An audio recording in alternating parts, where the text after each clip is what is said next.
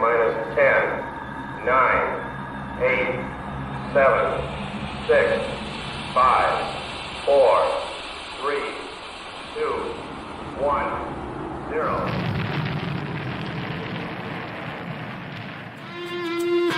It's the Rocket Hour. Y'all are now tuned in. Time to hit the pick four that you'd love to win. If your money's coming slow, step on the faster track with your host, Ricky Pasternak. Let's go.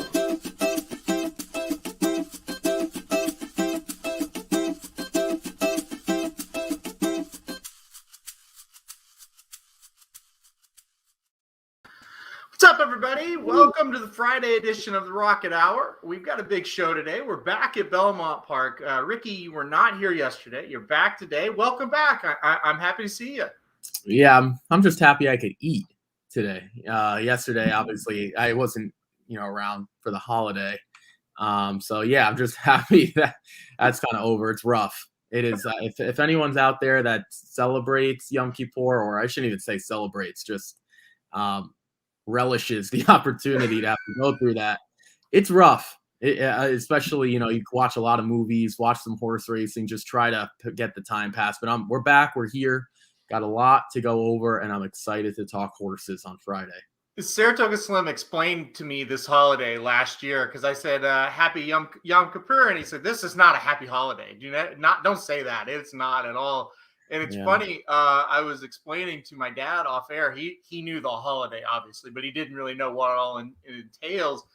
He's like, man, that's not a holiday. That doesn't sound fun at all. No, it certainly doesn't. But you're back. You're looking good today, though, Ricky. I think you're refreshed after the holiday.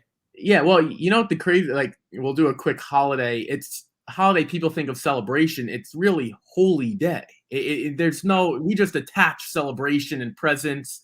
So to your dad's point, I think most people like that. They're like, oh, holiday is supposed to be a celebration. Well, it's really just a holy day that we've combined to make a word. So yeah, happy that's kind of over which now we can get back to normal schedule, talk some horses. We got a couple stakes races to go over at Belmont.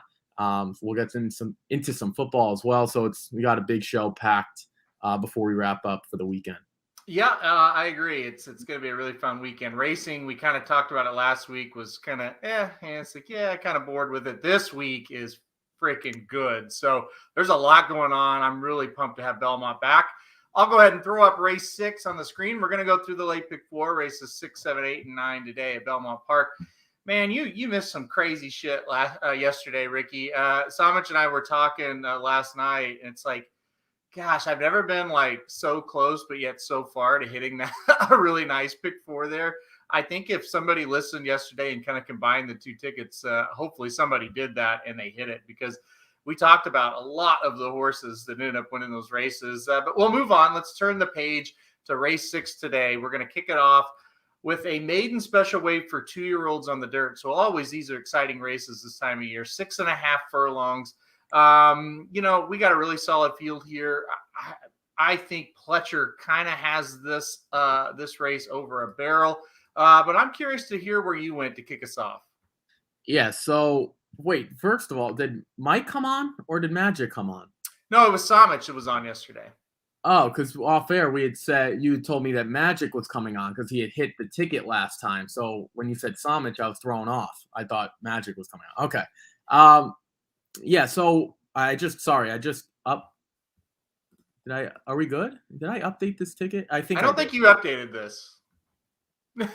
Here we go. Let's try it now. There it is. Yeah. Okay. Yeah, so I was kind of stuck on this one, and maiden special weights are always tough. I think the biggest thing that I try to do is try to get in the minds of trainers when it comes to these types of races. When you have stakes races, when you have horses you've seen for a long time, allowance, claimers, starter allowance, you kind of know. With these maiden special weights, we really don't. A lot of first-time starters in here, and I'll just start with the duo that you also used as well. Chad Brown teams up with Klarovich for 2 here, one by Constitution, one by Go Zapper. Their running lines are going to look pretty similar for the most part. Chad Brown's not really the guy to really key them up right away on first time out, especially on the dirt. If we look at the pedigree for Constitution, you'd assume he can run a tad better on debut. He usually fires a little bit more, usually shows a little bit more speed.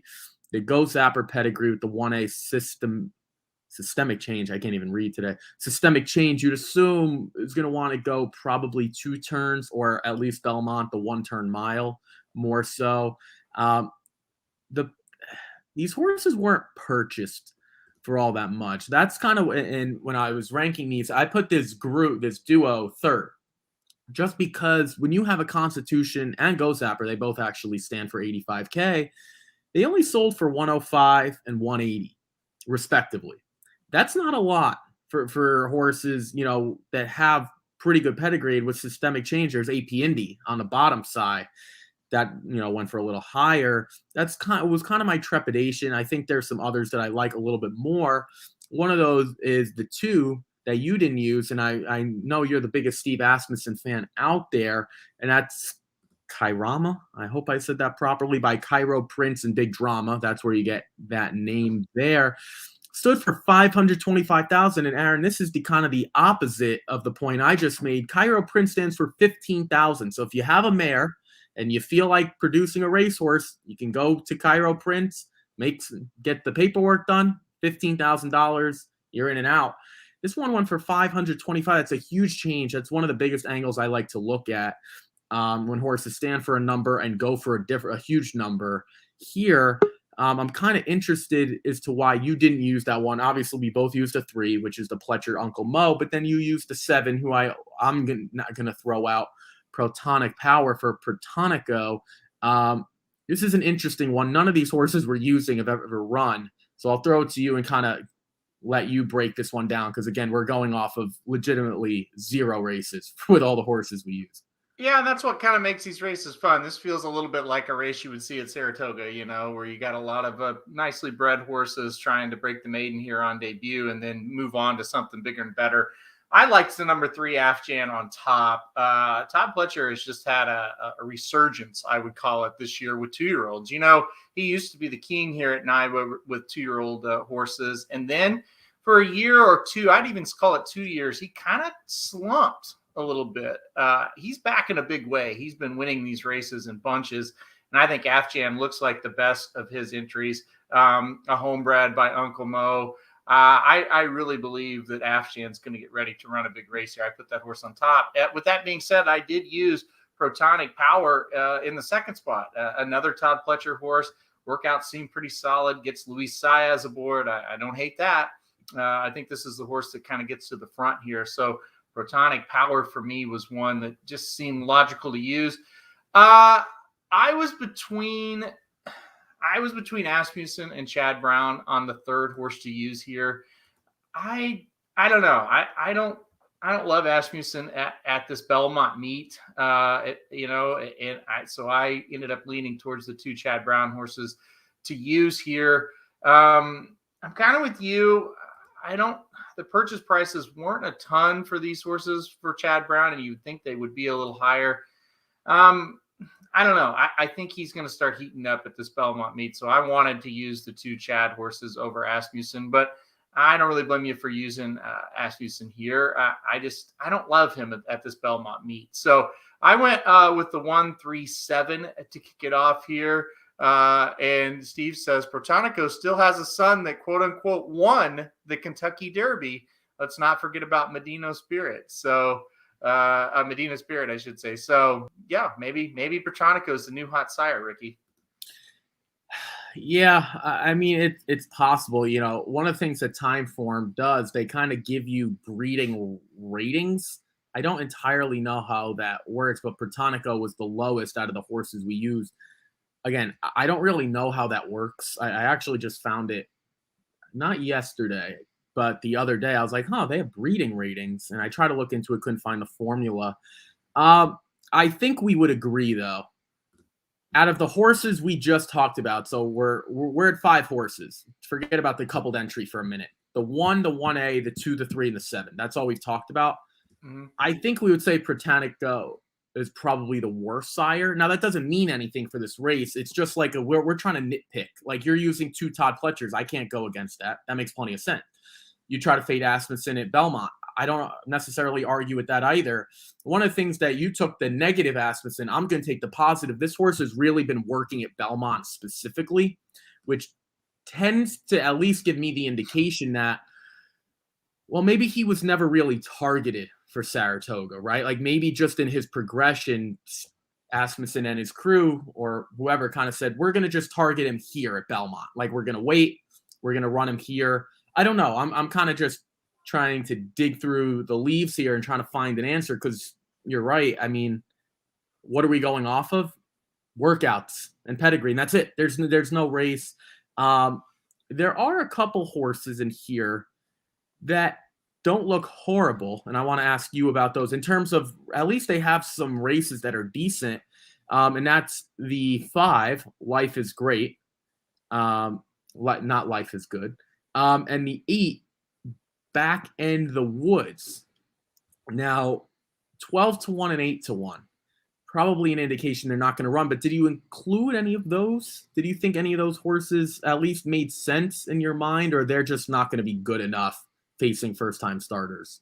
Can't see why they would be good enough unless these first-time starters are just terrible. The 5, I mean, my goodness, got stomped by American Experiment, who then went to Del Mar and got stomped. The 8 got stomped by Averly Jane. I don't know. Maybe can come back. That was a stakes race. I don't know why they put that horse there. No, I didn't consider the 5 or the 8. A couple people are commenting on the 4, Atlantic Dancer. Dennis says, I can't believe I'm saying it. I like the Zito horse. And then Samich says the Zito horse is working out the best in the morning. Going to have to be working out like a rocket for me. I just can't include the Zito horse here. The one sign that I would say is positive, other than the workouts, gets John Velasquez to ride. So he does get a jockey that's decent. That does kind of tell you, well, maybe Zito likes the horse here. What did you think of the 4s? Did you consider it all? Well, I'll get to I asked you the question about the 5 and 8. I didn't really get a chance to talk about either one. Before I get to the 4, real quick, the 5 did face High Oak, who did go on to win a stakes race after that. I don't know what that means in terms of Life is Great, but he did run okay and then went over a muddy sealed track. Wasn't very good at Saratoga. Maybe we'll throw that out. The 8 as well, lost a horse in Swift Tap, and then you're right. I don't know what he was really doing facing Averly Jane, even though the race was taken off. I'm not really sure what that was about. I just thought that was interesting to bring up that these horses have faced good horses, and maybe makes a little sense if you like prices. The 4, I'm completely with you. I would use the 5 and the 8 way before I ever used the 4. And to be honest, I don't really care that John Velasquez is picking up this mount, because it's one thing if it's like a trainer I really, really like. I mean, honestly, I know American Pharoah was a dirt runner. We talked about it all the time. Like, I usually think turf immediately. And now this horse he obviously stands for 100,000. He goes for 400,000. That's a very positive sign. But you kind of look at the rest of these and you kind of just see better duos. You see the Chad Brown, maybe Manny Franco's not better, but Chad Brown and Joel, Todd and Irad, Todd and Luis, Steve and Jose. Like, they're just better duos. I'm kind of with you. The 15-1 morning line kind of tells me something that I don't really need to dive in. Like, if that horse popped up at 8-1, we might be having a different conversation. That's just, I could be wrong. Maybe this horse just runs off the screen. He would have to be a freak, I think, to beat all these other first-time starters. I'll say this. I think with the morning line maker at Saratoga and Belmont, both, David Aragona, I think he's got the pulse of the situation more than a lot of other morning line makers. So you're right. I think that 15-1 is kind of telling. I think if he thought this horse was going to get bet more than that, he would be on top of it. It is interesting that Nick Zito trains the horse that has the biggest purchase price out of all of these. That's just an oddity, right? The 2 is the highest. The Asmussen 525. Okay, I missed the 2. Yeah, so the second. He's second, but you're right. I mean, Yeah. whether it's first or second, I'm with you. Because if we just realistically put trainers up on a board and try to rank them on purchase price, I know it's a guess. Nick Zito's got to be at least like 7th on this list, like 6th or 7th. So the fact he is number 2, who knows? We've seen this a lot though. Like we've seen like Dale Romans have big horses, trainers that we try to fade at short prices potentially. We've seen that before. Now Nick Zito won't have a short price here more than likely, but I'm with you. We kind of talked about this race a lot, but there's just not a lot to go off of. And I don't completely hate the 5 and 8. Like I don't think they're going to be good enough, but if you do want to mess around with some tries and maybe supers, I can see it. I really can. Maybe not win candidates, but they, in my book, make a little sense. They do have experience, and that makes a difference, especially if the first timers just aren't what they're cracked up to be. Then perhaps they can pull off. I would call it a pretty big upset here. I think with the trainers that you've got, with these first timers, it would be an upset if the 5 or 8 win. But again, that experience will come into play if it gets close. So that's for sure. All right, let's move on to stakes action, Ricky. We've got 2 stakes races to talk about next. So we'll scroll down to race 7 here. It's the Allied Forces Stakes, $100,000 going 6 furlongs on the turf for 3-year-olds. A good race here, field of 8. I think we've got a couple of really nice runners here. I'll let you kick us off. Looks like you went 3 deep and I went 2 deep in this spot. Yeah, I mean we used the same horses. Other than I'll talk about the one. I thought Ranger Fox stretching out to a mile was just not what he wanted to do. And I had to go back on August 29th. I marked it down. I forgot that. I think that was that closing weekend? I think it might have been like the Wednesday or something of closing weekend. And I was just like, this horse just doesn't make sense going this long. Just because of the speed that he's shown, right? I mean, it took him a while to break the maiden. That's fine. Ran against Crowded Trade on debut on the dirt. And, Crowded Trade's a nice dirt horse, better than a lot of the dirt horses at Aqueduct. And then switched to the turf and just looked drastically different. Took a while and then went to that mile. And I was like, I don't know. This just doesn't really work. And usually when you take a long time to break your maiden, a restricted stakes race is not the next place to go. So I'm happy he's going to cut back. I think the 7 furlongs really, really fits nicely. Now going to 6, we'll find out. I'm not worried about the speed on the rail necessarily. He should be able to get out, but there's going to be pressure because the 2 Momos has some right to the inside, and Jackson Traveler, who we'll dive into a little bit. I just thought this horse was a little interesting. We're going to see pops up here at 9-2. I'm not breaking any walls down with using this horse. 9-2 is a fair price. I think this stakes race is going to be a little softer in terms of competition than the last one outside of Jackson Traveler. I'll kind of leave Big Everest and Jackson Traveler to you and kind of see where you take it, and then I'll bounce off of it.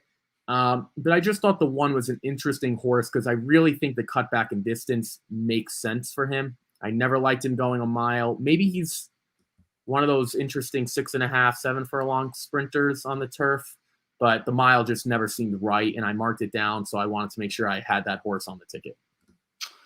I think this is a tricky race. I went 2 deep here. I'm not completely sold on the horse I put on top, but I do think this horse has just a lot of talent, and that's the number 7 Jackson Traveler. The weird thing, I don't know, I have mixed reviews, I guess I'd say. So the weird thing is this horse has better numbers on the dirt, but Asmussen keeps sending this horse and trying this horse on synthetic or the grass.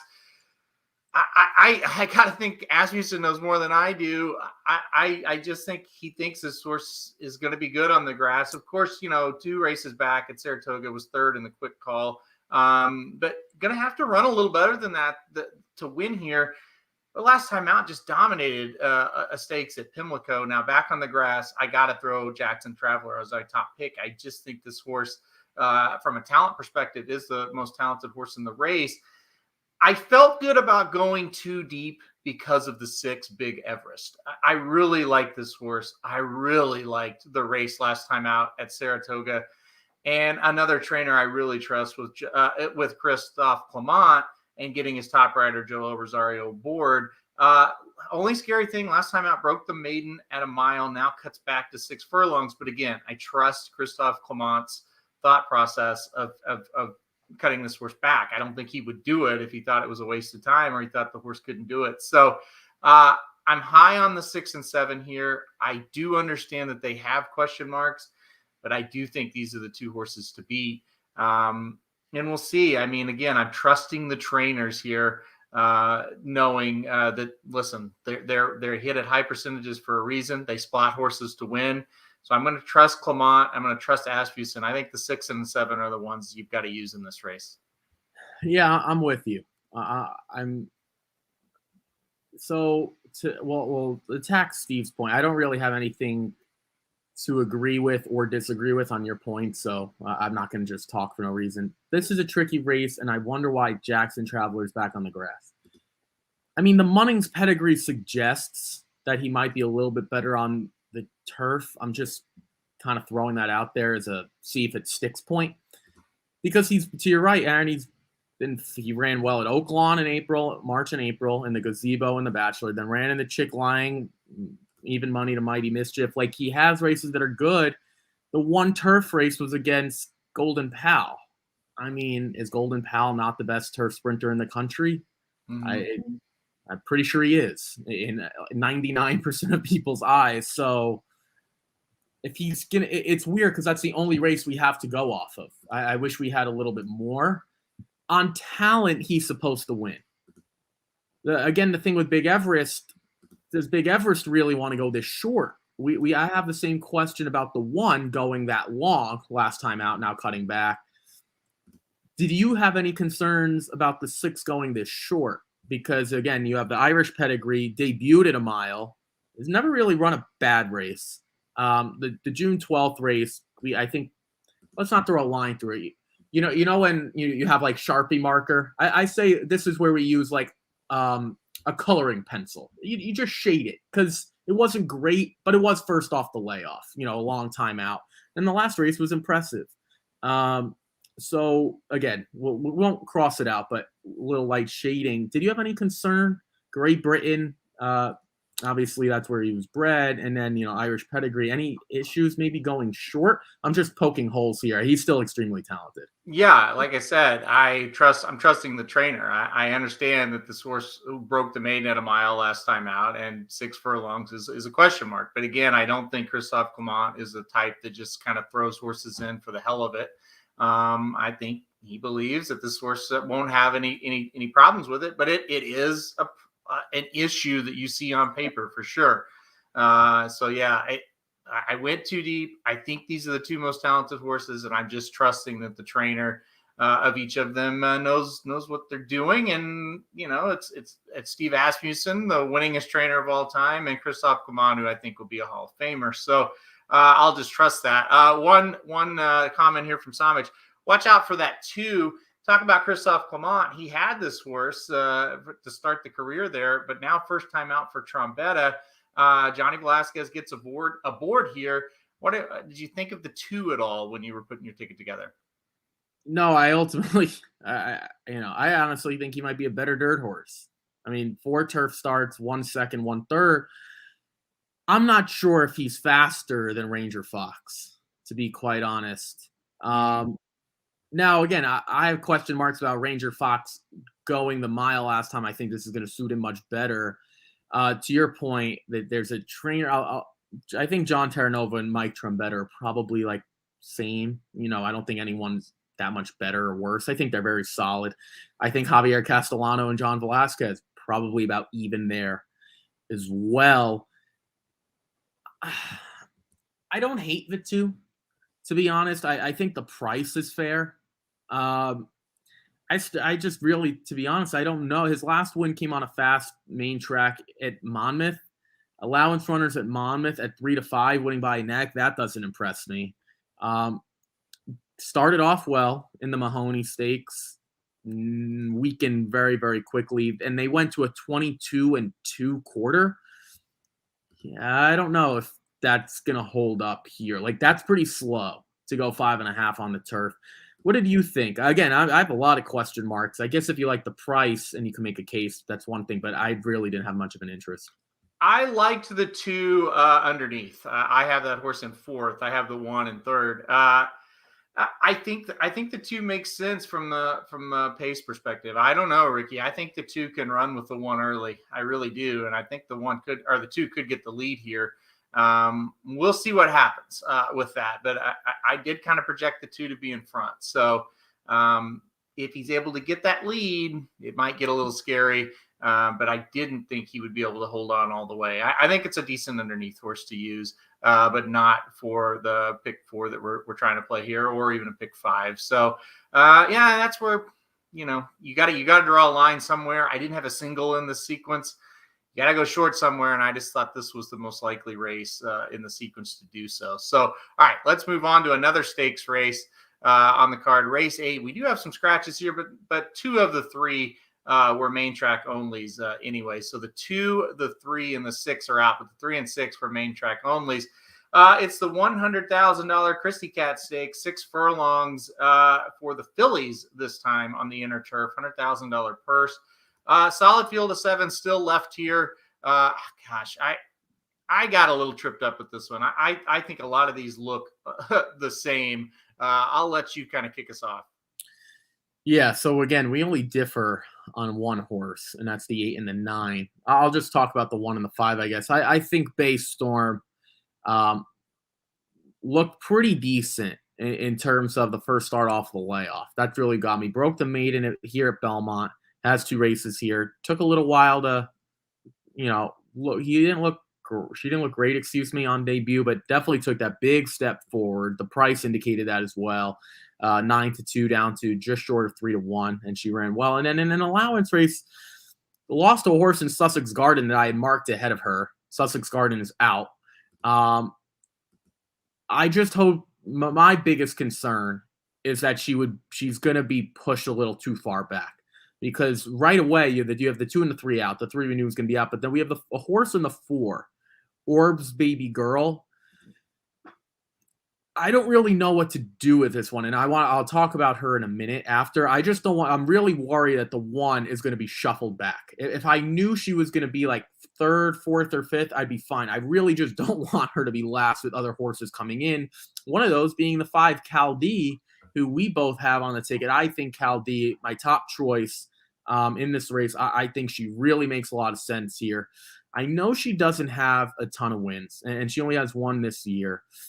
But I really do like the cutback for her as well. She has speed. I'm not really sure for any of the turf runners, and that's why I think the 4 is interesting. For any of the turf runners that we've kind of seen, I don't know who's going to hold her off. She's going to be in the 5 post, but really the 3rd horse from the rail. I think that works out well. Manny Franco getting them out, it should be no issue. I really, really like her. I just think she makes a lot of sense. 4-1 is a fair price. If I get that, I will also be making a win bet on the side as well, because I'm very confident in her. And just my type of horse. Just runs a very consistent race. Usually gets the lead and is a factor late. And there's nothing wrong with Brad Cox and More Than Ready on pedigree as well going the turf here. We're going to see if this distance, though, works, even though I would assume Brad Cox knows what he's doing. So that's my spiel on the 1 and the 5. Another situation with the Brad Cox horse, Caldi, that I put on top, where I'm just going to trust that the trainer knows what he's doing. I think, why would you ship the horse up here from Kentucky to run in a stakes at 6 furlongs when you really don't think the horse can manage 6 furlongs? It doesn't make any sense. So I used the 5 as well, for sure. The 9 and the 10, the 2 Clement runners, it was a situation for me. If you're going to use one, you have to use the other type of thing. And so I wanted to use them both. They both look pretty similar. The 9 has consistent races going this distance. And then the 10, last time out at Saratoga, loses by a head going 5.5 furlongs after not a ideal trip. It wasn't horrible, but it wasn't great either. So I think you got to use both of those. And yeah, I was with you. I used the 1 second off the layoff for Jonathan Thomas, a trainer I have a lot of respect for. I think this horse is going to run an improved race today. I know it got 5th last time out at Saratoga in an allowance, but I just think the horse runs a lot better today, and I think that price is worth throwing on the ticket. 1, 5, 9, 10 for me. Talk about your 8. I didn't use the 8. You can make a case for the 8 now. Yeah. I thought that the Galway Stakes race was pretty good, and I know she should have done better after breaking 6 by 2 3/4 to really only finish fifth by a length. Didn't make up a ton of ground. They did go 22 flat, which is slightly on the slower side. It's moderate. It's not slow, but there wasn't a ton of speed in there. Didn't get the best trip. I'm just kind of looking at a horse that, again, Jose Ortiz back aboard for the 4th straight time obviously is a good sign. I just think she kind of makes sense. Now, do I think she's as talented as some of the others? No, I don't. And does she need maybe a little bit more speed? Sure. Will I get it? Maybe. This is the horse that I put last in terms of the 4, by the way. So it's not like I'm in love with her. This is where we kind of split ways on the 9 and the 10, because you went with if you like one Clement, you like the other. And 99 times out of 100, I agree with you. The problem is, if I don't know how much speed there is in here, and I still want to get to this 4 horse, I really want to talk about this 4 horse at some point. I'm not sure how much speed there is in this turf sprint, right? I think the 10 has some, and her races at some of these distances are better. The Wild Applause was her lone race going a mile. That's really not what she wants to do. Even the 7 furlong she won. But I don't know how much there is. And I just see the 9 having to do a lot of work. That has nothing to do with her talent. It has to do with, you better be damn sure you're better than everyone else, or this thing is going to crack down in terms of the pace. I don't have the answer to either of those. Maybe we can touch on that a little bit more. Again, Irad Ortiz was aboard at Belmont here last time, 2 starts back. That's a great angle. Love that. I just think the 10 is better, going to show some more speed. The 9 will have to pass everyone. If we think that's going to happen, then I'm going to be wrong, because I completely overlooked the 9. Didn't get to her at all. But yeah, this is a tough race. I don't think I would really want anyone out of here moving forward, no matter who wins, like into a graded stakes race. Is there anything else you want to add before I touch on this 4 horse that I'm still intrigued by? Yeah, we'll go through a couple comments and then you can talk about the 4. Dennis makes a couple good points here. It says the 5 has a ton of class from the last race. The winner won the Virginia Oaks as the favorite, and the 3rd place finisher won the Dueling Ground Oaks as a favorite. So that was a pretty tough race that horse is coming out. On my comment of why would Brad Cox ship up here, Dennis does make a good point. There's no turf racing at Churchill Downs. They've redone the turf, and it's still in the process of getting done. You're not going to see that turf racing back at Churchill Downs until Derby time of next year. So while that is a really good point, I still think there could have been somewhere else they throw this horse in if he really doesn't believe the horse like 6 furlongs. But Dennis, that is a really good point.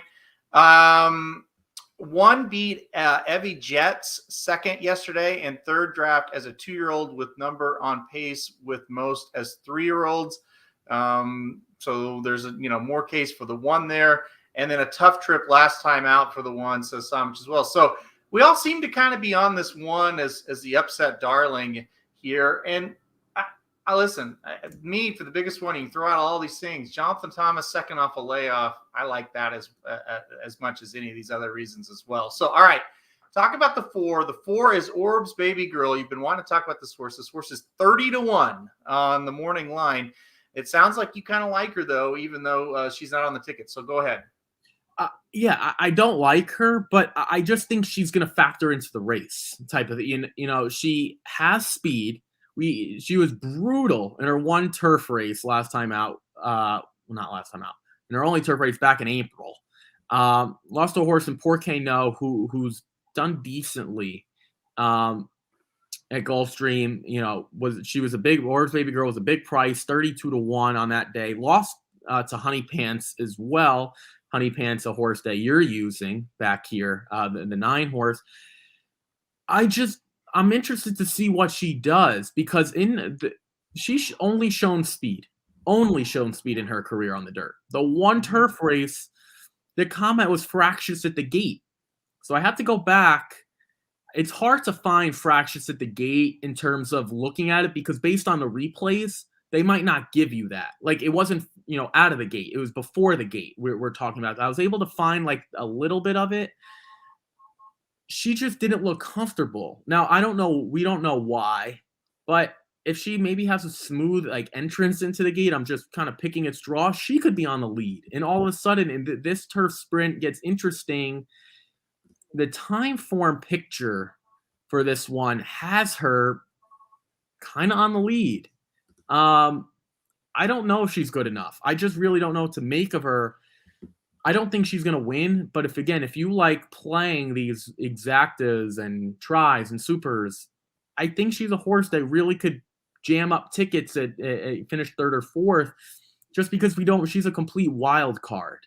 That's the only point I want to make. Maybe she is good enough, maybe she's not. But at the end of the day, it's kind of like I feel like she needs to be used. This horse reminds me a little bit of the one in the 9th race yesterday who won. The one had a little bit better form. I will give you that, but it had a lot of muddied up form. It just didn't look great on paper because it was in a lot of stupid spots, to be blunt. The 4's been in a lot of stupid spots, and now we're in a spot that makes a little bit of sense. I could see it. And Steve says, the 4 is live, might get 15-1 at post time. She could control on the front end. I kind of agree. She's for a 30-1 shot. She's not insane like some of these that we'll talk about on this show. Ken Hernandez says race is wide open, and I totally agree. I said at the start, these horses all look the same to me. So yeah, I'm with you here. And then Ken likes your 8 horse. Tucson Queen is going to do better, and 7 is going to be in the mix as well there for Ken believes. And yeah, Ricky used the 8 and made some good points for that horse. So I'm with you. We always have one race in the sequence. It's like there's a lot of angles where you can try to find the winner here, and you can't really talk a person off of it. It's just a wide open race. So that makes sense. I think this is one where you could go a lot of different ways, and I'm not going to call you crazy for it. But, Ricky, we need to move on to the 9th race here to close out our sequence. And, of course, the New York bred maiden claimers going 6 furlongs. At least it's on the dirt today. Will close us out. Fillies and mares, 3-year-olds and upward here. Yeah, this is where it gets fun every end of the Belmont day and usually all NYRA days. Field of 9. I went 4 deep. Looks like you went 4 deep as well. So cap us off here as we went from 2 great stakes races to New York bred maiden claimers. You remember we had a bet. I don't know if we told everyone on air, but it was the jockey bet at Saratoga. Mike Somich was in charge of it, and he gave us the lines. And if I lost, I had to say each horse that I liked in 15 words or less. Yep. I'm going to do that, and I'm going to talk about all 3 horses, and I'm going to do it in 15 words or less. I'm not each one, like literally all 3 combined. Okay, here we go. I'm using all the horses from the race on August 21st. That's it. I'm done. I have nothing else to add. On a serious note, that's Teleperfect Tale, Know It All Red, and Banana Fanafo. I don't know if I said that. That's it. 289. I have nothing else to add. I hate this race. It's all you. You can talk about it. I'm done. Yeah. I put the 2 on top. I used 2689, by the way. I put the 2 on top. I like the price. Engelhardt won with a price yesterday that I had in the sequence in the 7th race with the 2 horse. Second off a layoff, rider upgrade from Dylan Davis now to Jose Ortiz. So I put the 2 on top. I think we could see an improved race from the 2. I did use the 8, although it kind of makes me sick. This horse has had a million chances. I did use the 9, only lost by a nose. Second off a layoff with the 9 as well. I don't know. I guess I'll talk about the 6 here. Terrible on debut on the dirt. 3 straight races on the turf weren't any good. finally gets back to the dirt on an off the turf race and ran a little bit better. Now we're coming up here to Belmont. I thought, well, it's a decent sign. They think this horse might run a little bit. So yeah, 2, 6, 8, 9 for me. This is one of the worst ones we've seen, though, right? This is bad. I don't know. Mike says the 4 is going to wire him. I don't even know if the 4 is going to be on the lead. I don't see how that's going to happen, but I don't know. New trainer for Rodriguez, maybe. The directions are to send. I don't know, but have we talked about a worse race on this show, Ricky? We probably have. I really don't know how we get to the. I might disagree with people. What is the suspicion that the 4 is going to get to the lead and wire? I don't. Can you make a case for that? First of all, we're talking about this race way too much, but okay, sure, we'll entertain the comment. I mean, the last dirt race was at this level. I'm pretty sure this horse couldn't beat the water bottle that's sitting next to my laptop. So now she's going to get on the. I think the new trainer is the only case you can make for it. If you look at the past performances, you're not going to sit here and say, "Oh yeah, that horse will be on the lead." The horse was, 9 behind, 6 behind, 3 behind in sprints. New trainer to Rudy Rodriguez for the first time today, gets Manny Franco bored. Maybe they just say send and hope this horse stays. I don't know. Go ahead. No, I get that point, the new trainer thing, but it's like the amount that this horse would have to improve realistically to get to the lead is insane. Like, you know what I'm like? It's not like she had some speed for a worse trainer, and like she's beaten a combined 4 horses in 3 starts. And on the dirt, in 2 starts, she's beaten 2 horses. The race that she beat 2 horses, she finished 10th by 18 lengths. If this horse goes off at 12-1, this is the biggest. I don't know if it's overlay, underlay. That is the worst price you can get. This horse should be 30-1. Seriously, Aragona must know something I don't. Samich is dying in the background. Here he comes. Go ahead. Yeah. So here's the deal. Switches Barnes went 22 and change first time out. The workout 2 back was the first time the horse worked in blinkers. Got the highest workout report of anyone in this race. The last workout was no blinkers. Rudy Rod's sending this horse 100%, 18% first-time trainer. 12-1 is a steal in a race where there's absolutely no speed, and the 8 sucks and doesn't like to win, and the 9 isn't really any good. I'm telling you, if the 4 breaks, the 4's live. Bye. Well, I don't disagree with that point, that if the 4, whoever breaks on top is live. So I think that will agree on, like, whether it's the 4 or not, it could be the 7. If the 7's like, oh, I'll go. Like, I think any of these horses are live, whoever breaks on top immediately.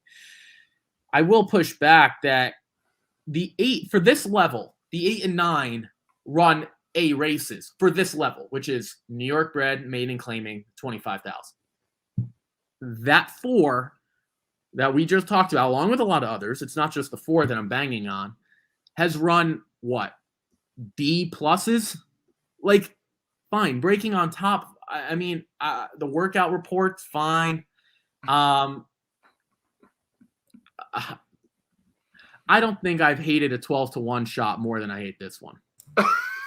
You got to get more creative, Ricky. You got to stop with these like straightforward angles on these trash races. I agree with the 2. I like Aaron's 2. I think that's a good pick. Ricky, do you use the 2? I like your 2 too, Ricky. Yeah. No, okay. So this is Aaron had brought this up. Maybe this was more Saratoga. We try to get creative in the worst races, and a lot of times it becomes a lot more formful because we try to create angles for horses that really, to be honest, shouldn't be running. I get the point of trying to create value in races that aren't good. I understand that. But to be honest with you, Mike, I think you would agree, there are a lot of horses in here, pretty much all of them, that will never win. whether you want to talk about the 8, the 9, they're just not winning ever. And when it comes down to it, it's like, well, we're trying to make cases for horses. We could look at this race a year from now and say, holy crud, we made a case for this one. And it might be the 8, it might be the 9, it might be the 1. I'm just picking up numbers. They're just horses that just shouldn't be running. They all stink. Like, if the 4 won, I wouldn't be free. I just don't like the 12 to 1. If it was like 25 to 1, we're having a different conversation. But they all horrible. They're really bad. Yeah, it's not a great race. Don't get me wrong. I agree with you on that front. I can't swallow the 8 after having 10 tries at this level at 7-2. The 9 maybe you can make a case for because it's the second or third try. The 2 is trying something new. So in these type of races, I'm looking for horses that there's something that's different because man, they all kind of stink. I think the 5's a little interesting at 20 to 1. If you go to the dirt races, there is some like the buyers kind of fit with the 7 and the 8 and the 9 as well, who are going to go off as the favorites. But yeah, this is not a great race. All right, I'll take off. Thanks, guys. Real quick, we'll talk about another horse. Ken Hernandez likes Stormy Cat Lady, the 3. He's talking about the 3 again, and then Dennis also likes the 3. This horse 8 to 1 on the morning line, gotten 7th in the last 2 races. Just hasn't been good at all. New trainer today. Your friend Benji Hernandez gets aboard. Okay, Ricky, do you want to rant on the 3 before we wrap this up? Well, so I'm rewatching as we're doing this. I'm rewatching the final race of Teleperfect Tail. Teleperfect Tail just got nailed at the wire. So, really had the lead and literally lost in the final strides. So that's honestly, I could see a case for almost singling the 9. Now, I know that's 2 to 1, but the more I kind of look at this, I think the 9 is the best horse. But again, I see Mike's face at the bottom. I wouldn't want to, but I just rewatched that again. The 9, if anyone has a chance to literally the final 2 yards, the horse lost. All right. Dennis, I wasn't looking at the comment. Dennis talked about the 3. Yeah, Dennis and Ken Hernandez both talking about the 3. So tell us why the 3 has no chance to win. Well, it's because Benji Hernandez is riding. I don't think it has anything to do with the horse. To be quite honest with you, I think I can make a better case for the 3 than the 4. Now, I'm not going to because I would never even think about sweating the 3 and the 4 in this race. But I do think the 3 is better. I don't know what that turf race was last time out.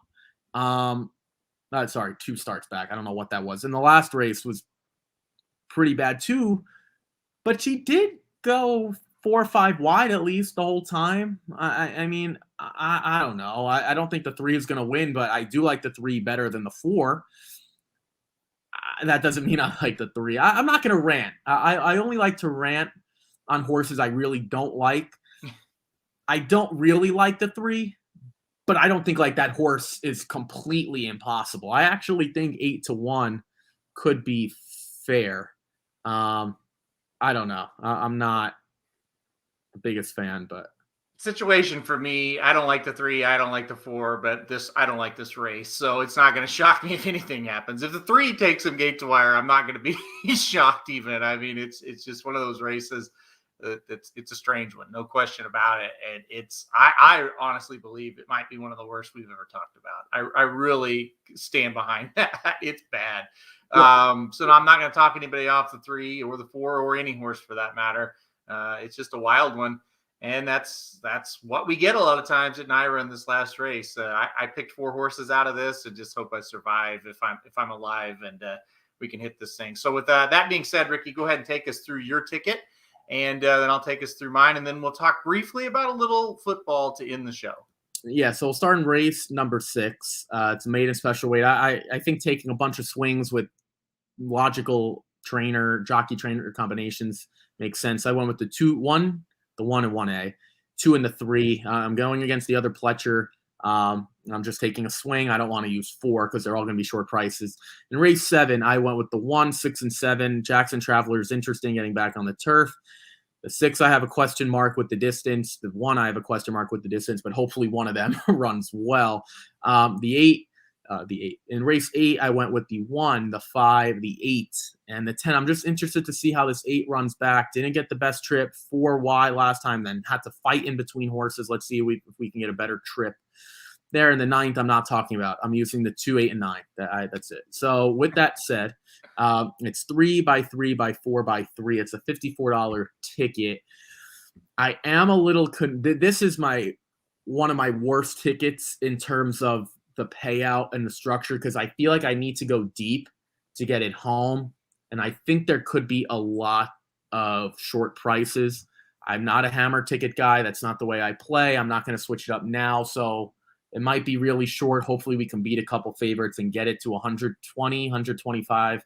That's my goal, but I'm just throwing it out there. It could be a chalky day depending on the results. Yeah, I don't know. I think this is going to get kind of your mid-range prices, maybe all the way through it. I went with a $48 ticket, 137 in the first leg, just relying on Chad Brown and Todd Pletcher to get through there with their first-time starters. 6-7 in the second leg. Counting again on the trainers, Asmussen and Clement, to have their horses spotted right there. 1, 5, 9, 10 in the next stakes race, the Christie Cat. That'd be race 8 on the card. Listen, I think that's a completely wide open race. They all kind of look the same to me there. And then 2, 6, 8, 9 to round us off in that terrible New York bred maiden claimer. That could go 100 different ways. I mean, we'll just see what happens. Hopefully, if I'm alive there, I just survive using those horses and cash this ticket. $48 play, like I said, I think that's about right. I think this thing's going to pay, $300-400 easily. I think there'll be some mid-range prices, and also it's a sequence where there's not really a single, in my opinion. So I think that helps spread out the money in these sequences. All right, we're going to talk college football for 9 minutes, Ricky. You get 9 minutes on this subject. We'll kick it off here as we kind of just go through the ranked games. We'll talk about this one: Nebraska and Oklahoma. OU a 22.5-point favorite to kind of kick us off at 11 a.m. tomorrow. I think Nebraska scores a bunch of garbage points late. I would take the over. I think Oklahoma puts up 40 easy by themselves. Nebraska couldn't stop a nosebleed. Oklahoma should roll. It's a lot of points to give. I will say it is some sort of shouldn't say some sort of a rivalry. It is a rivalry. It's dating back to a long time, obviously. They should roll, right? I mean, noon kickoff at home. They did just beat the brakes off. I would take the over. If you ask, take the over in my book. I think Rattler Aaron, I know you hate Rattler, but just continues to put up those Heisman type of numbers. Maybe he's not a Heisman winner, just Heisman type of numbers where people are going to start that chatter, the number 1 overall pick. It's been going on all year. It's going to continue. I think they roll, but I would take the over. Yeah, 62 points, the total there. I think the over is probably a pretty safe bet. I think Martinez will run for some yards on OU and scrambles, and yeah, I think OU will cover that game. But I'm with you. I'm not touching it. Cincinnati has a pretty big game for them right now. They're the quote unquote mid-major team that's ranked the highest, number 8. They go to Indiana. Indiana lost to Iowa. Kind of played a lot better last week though at home against Idaho. Cincinnati, a 3.5-point favorite on the road at the Big Ten school, Indiana. I thought this was tricky. Where are you going here? I think Cincinnati rolls double digits. I really like this. Desmond Ridder has a lot of Nebraska beats the spread. Yeah, maybe. It's a lot of points. Desmond Ridder has a lot of Trey Lance, Justin Fields to him. He can run. He can throw. He's extremely dynamic. He'll never win the Heisman because Cincinnati doesn't play. To win the Heisman, you got to put up gaudy numbers, and Cincinnati just doesn't.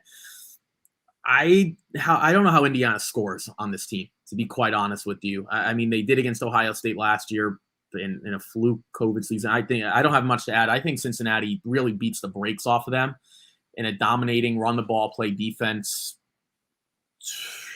24-10, 24-13. I think it's a slow. You're not going to want to watch it long type of game. Yeah, my dad totally agrees with you. He's high on Cincinnati this week to go in there and beat the Hoosiers. All right, Virginia Tech, they got a huge upset win week 1 against North Carolina.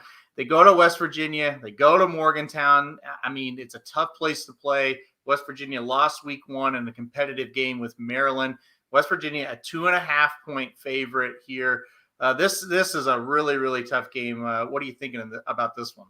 Yeah, this isn't your sling it West Virginia team anymore. The old days of they're going to put up 40, 45, 50 points. That doesn't really exist. They really run the ball, play defense. It's a completely different style from 3, 4, 5 years ago. I kind of like West Virginia. I think they're going to be more physical. They're one of the few Big 12 teams that are actually extremely physical. They're usually very soft in that conference, not West Virginia. They'll run the ball, play defense, and I think they'll out-tough a very tough program in Virginia Tech. Yeah, I'm with you. I went with West Virginia as well. I think playing at home, and I think Virginia Tech's kind of overrated off that North Carolina game that they tried to give away multiple times, and North Carolina wouldn't take it. So I thought this was another really intriguing matchup. Michigan State, they're 2-0. They've been on the road already. They won at Northwestern. They go down to Miami to take on the Hurricanes. They got blown out week 1 by Alabama. A very dramatic last-second win last week against Appalachian State, who I think is a pretty solid team. Miami is 6.5-point favorite. This is another one, Ricky. I had a tough time with it. Under. I don't trust either team. I don't think De'Ara King is nearly as good as people have made him out to be. I thought he was okay at Houston. People thought he was the second coming of Kyler Murray, just because he's small and he's athletic. I say Miami wins an unimpressive 31-17. We're not going to – I mean, that would be covering the spread. I think it's an under. I think it's going to be slow, drag them out. Probably will be raining as well. It always rains there. So, and Michigan State doesn't mind mucking it up either, so I would go under. I took Michigan State for that fact that I do think it's going to be kind of a slugfest type game and it stays close. The point total there is 56.5. So yeah, I would agree with the under there as well. We'll kind of scroll down here. Alabama goes to the Gainesville to take on Florida. The Swamp is going to be rocking here. Alabama, 14.5-point favorite on the road in a true road game for the first time this year. First game was on a neutral site. I think the Tide roll in this game big. I am not a believer in Florida. Okay, Ricky, what about you? I'm taking the over. I watched some Mercer highlights. They didn't look so bad against this Alabama defense. And now that doesn't mean Florida's going to be able to put up a ton of points either. I don't know. Florida has played, even going back to Kyle Trask last year, they'll play up tempo. They'll play up. They have 2 quarterbacks now. They have a kid who's 6'4", 240, who looks like Ezekiel Elliott running the ball. He could throw. I think his name's Anthony Richardson, but they play 2 quarterbacks. Bryce Young looks to be the real deal. I don't know how either team stops anyone. And if Alabama gets out to that first half lead like they normally do, they're covering and Florida scores late, I would take the over. I'd probably lean Florida taking the points. That's a lot. They're going to have the home crowd, to your point. I would take the over, but leaning towards that hook of Florida getting 14.5. How many points do you think Florida puts up on Saturday? 24. I don't know if they'll get 35, 24 is a base score. Why, you don't think they'll score that many? I don't know if they will. I don't know. I've seen those 2 quarterbacks. I don't know what they're gonna look like against Alabama. Alabama might put up a lot more than 35 as well. They absolutely could. I like your pick of the over because I do think Alabama's going to score. That defense at Florida is not very good. I think the point spread comes down to how much Florida can score, and I'm skeptical. Now, listen, if they had Kyle Trask, if they had the great tight end from last year, they had these guys, I would be there. But I'm skeptical they've got the offensive firepower. Yeah, they lost Kyle Pitts, obviously, and Kadarius Toney, who's with the Giants now, 2 of their best playmakers. I'm with you. I just think it's one of those, this Alabama defense, they're good, but they might give up some points late. A lot of early games. It seems like the better slate is early. We do have the game for personal reasons as to why I don't want – we'll talk about the Penn State game. You know what? I don't know where you guys went, to be honest. I didn't watch a thing yesterday because I was fasting. I literally just watched movies all day trying to pass the time. So I apologize not listening to you and your dad. Don't be surprised if Auburn goes in there and wins. I'm just saying, I'm throwing that out now. I hate Bo Nix more than anyone. I really do. I think he turns it over at the worst time. Yeah, Alabama might score on their own. Are you sold on Sean Clifford? Because I'm not. And Sean Clifford they had 2 quarterbacks in their house, and they let one transfer. One of them is Will Levis, or I think it's Levis. I don't know how to say it. He's done really nice things at Kentucky so far. He was the better of the 2. And I have not inside sources, but people that know the program and donate a lot of money, and they've already said they kind of made the wrong decision letting that kid walk out the door. They kept Sean Clifford, telling him he was going to be the starter. I hate him also. This is the worst quarterback matchup for the biggest game of the weekend in terms of the primetime slate. Where did you and your dad go? I would definitely take Auburn in the points. Maybe sprinkle a little money line at SEC going to the Big Ten. Neither one of us were real excited about the game, but we both landed on Penn State. I think a night game, Happy Valley, it's a whiteout. Auburn, I'm sorry. I don't think Auburn's very good. And I think this is a situation where you got Penn State as one of the top Big Ten teams against the mid to maybe close to, not the top tier SEC, but maybe a mid to upper type 4th or 5th to either 7th or 8th type of program in the SEC going up to Penn State. I don't trust Auburn here. I think you take Penn State. Auburn's played 2 games against nobody. Now they face a very good Penn State defense. My dad was talking about it's scary to take Penn State here because they don't score a lot. And I do agree with that. You could see like a 20-17 type of game where Auburn does cover. I think, though, it's going to be more than that. I think Penn State's going to win. I'm not going to think – I really don't think Auburn – I'm not going to be shocked if they win, but I don't think they're that good. I think that's what it comes down to. I just don't think this is a real good Auburn team. If you were to rank every player, so there's – forget about special teams. You have 11 on the offense, 11 on the defense for both teams. That's 44 players. Auburn has by far the best player. I think Tank Bigsby has one of those games where you kind of look at him and say he might be the best. I personally think he is the best college running back. And we're going to find out. I know who do you think the best college running back is? Just off the top of Not Tank Bigsby. Well, we're about to find out. He's better than Breece Hall, who I don't like at all. There are some other ones that are good. I'm pretty sure now Tank Bigsby's not draft eligible. I bet Alabama's got 3 running backs down there right now better than this guy. Well, how many yards do you think he'll run for? I say he easily runs for over 100. Easily. I think if he gets to 100, it'd be a really good game for him. I single hit. Now, that's not to say Alabama doesn't have a good stable, and that's not to say other schools don't have good running backs. And the kid at Ohio State, who we saw, Mylan Williams, is a true freshman as well, and he did some nice things against Oregon. I think Tank Bigsby is one of the next. I don't know if you remember Michael Dyer at Auburn. He's kind of like that scat back. One of those, like, he's going to do everything. He needs to play like his best game in college for them to win this game, because Bo Nix is – I'm not going to get into Bo Nix. I think Tank Bigsby is legit. I really, really do. He was good last year as well. I think he's going to, I think we're going to come back. I don't know. We'll be on Wednesday or when you and your dad do your recap on Monday. And I think you guys might be talking about Tank Bigsby in a different light. I'm not criticizing you for not doing it now because he's not really quite known, but I think he has a monster game and he needs to. I think Auburn's really got a shot. I really do. I'm with your dad. I'm not sold on Penn State. I know they're number 10 and they couldn't even score against Wisconsin in the first half, and they didn't look great last week either. I know it's a whiteout and they should win, but I think Auburn's really got a shot.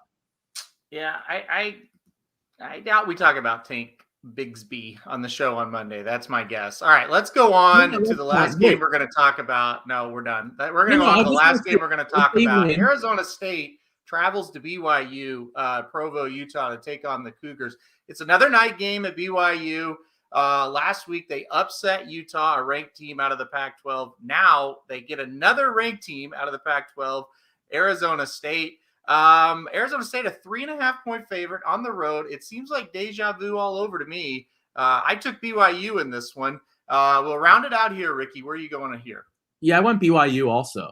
I think they played extremely well last week. I don't know why people seem to like whenever like they lose a quarterback or something happens, it's like you kind of just feel like it's BYU. Like they're just going to bounce back. They're going to, they don't obviously have Zach Wilson anymore, but they're still a talented bunch. And I am not sold on Jaden Daniels at all. I know they're very similar teams.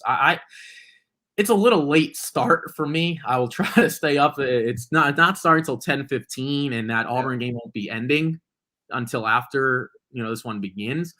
I'm with you. I'm not going to bet this game. I'm kind of more interested just to watch, but I wouldn't take the points. I would just take BYU outright.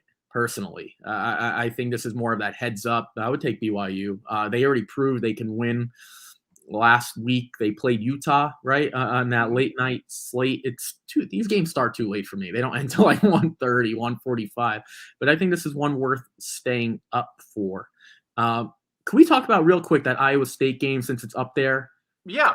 Could you imagine betting Iowa State giving up 31.5 points? No.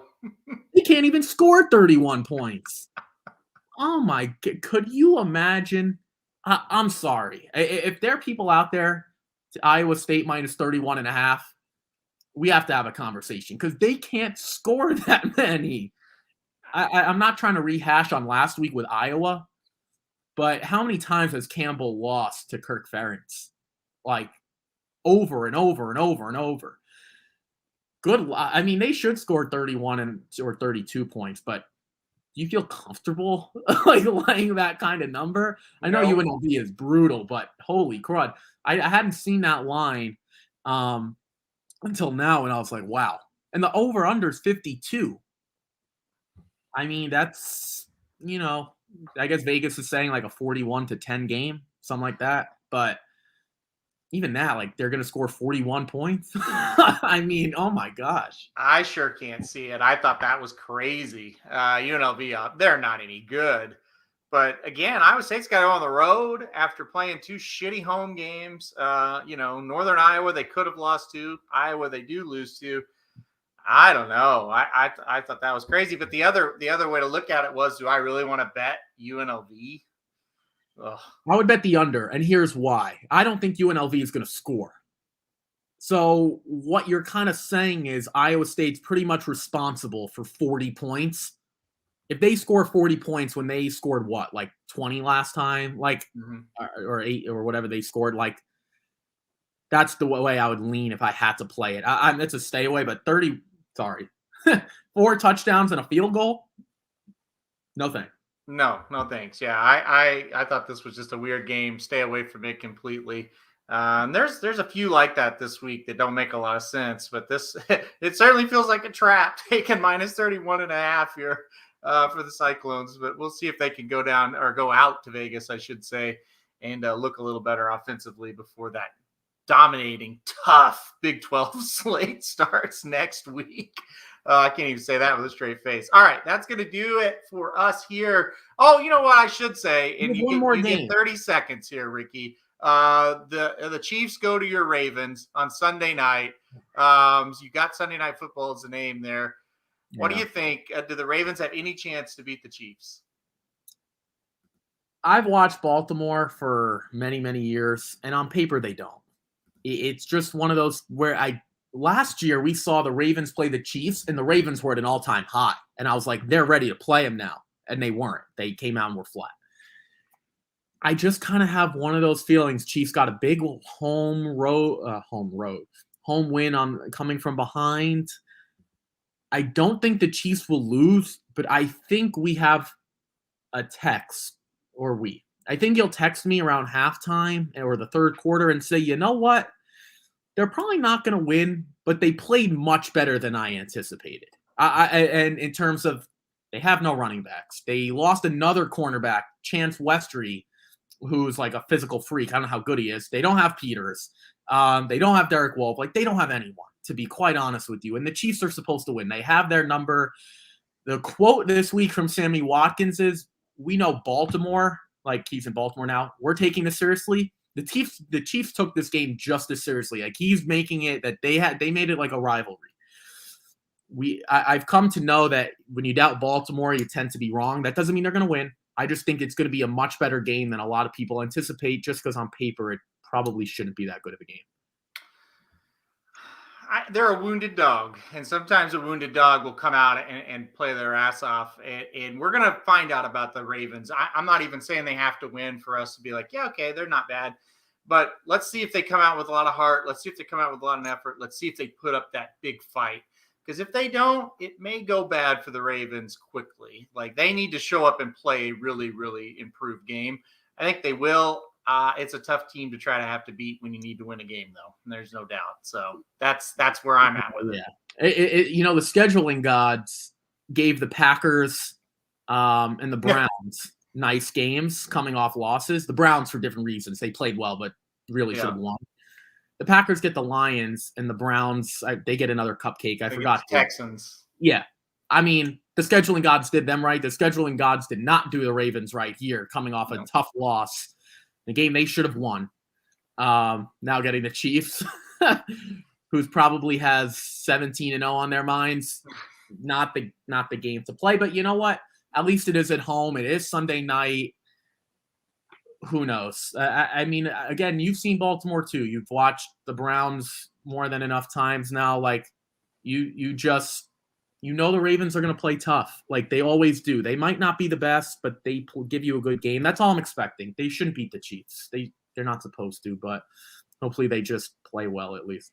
Yeah, hopefully you get an improved effort, and it's an entertaining game. These NFL games have been absolutely fantastic so far, so let's hope that continues this weekend. I've got a good feeling that it will. These teams look evenly matched on paper this weekend coming into a lot of these games. So it's going to be a great weekend. We've got just wall-to-wall coverage on the site. We've got all the games covered.